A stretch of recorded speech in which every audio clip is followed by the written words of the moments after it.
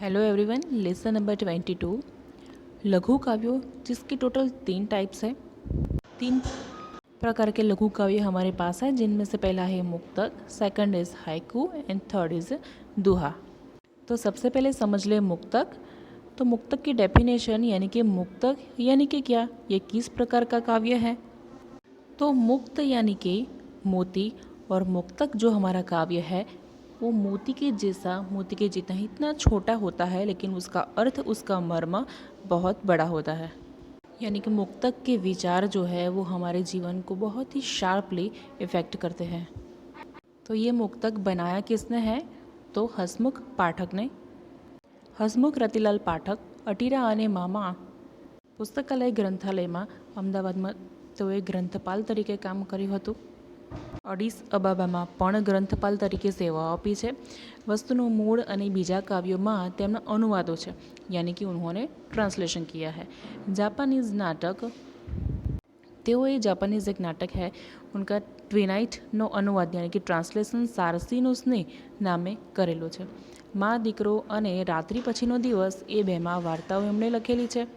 નમેલી સાંજ એ તેમનો કાવ્ય સંગ્રહ સ્વાતંત્રોત્તર प्रयोगशील कविताનો नोंधपात्र संग्रह है।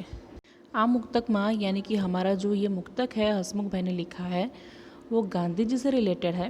महात्मा गांधीना जीवनનો खरो संदेश લાઘવથી પ્રતિકારાત્મક રીતે વર્ણવવામાં આવ્યો છે। ગાંધીજીએ આખું જીવન સતત કાર્ય કરતા રહ્યા હતા। તેમણે કદી પ્રમાદ કર્યો નહોતો। પ્રમાદ यानी कि कभी उन्होंने आलस भी नहीं की। એવા ગાંધીજીની સમાધિને ફૂલોથી ઢાંકી તેમને સુવડાવ્યા છે।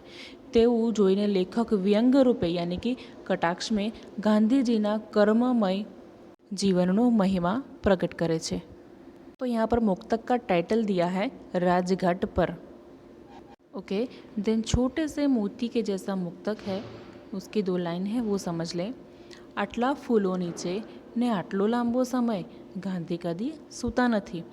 ये लाइन बहुत ही सिंपल है, लेकिन उसका मर्म, उसका महिमा, उसका महत्व बहुत ही शार्प है। तो इन शॉर्ट की राइटर हमें यही समझाने की कोशिश कर रहे हैं कि गांधी जी ने अपने पूरे जीवन काल के दरमियान बिल्कुल आराम किए बिना सतत कार्यशील रहे हैं, और आखिर में उनकी जो समाधि है उसको फूलों से ढक दिया है। तो ये तो एक व्यंग हो गया, लेकिन हमें इस मुक्तक से समझना क्या है कि हमें भी गांधी जी की तरह पूरा जीवन काल हमारा कर्म के अधीन कर देना है। यानी कि हमें हमारा जीवन का अमूल्य जो समय है वो नष्ट ना करते हुए सतत किसी न किसी रूप से हमें कर्मशील रहना चाहिए।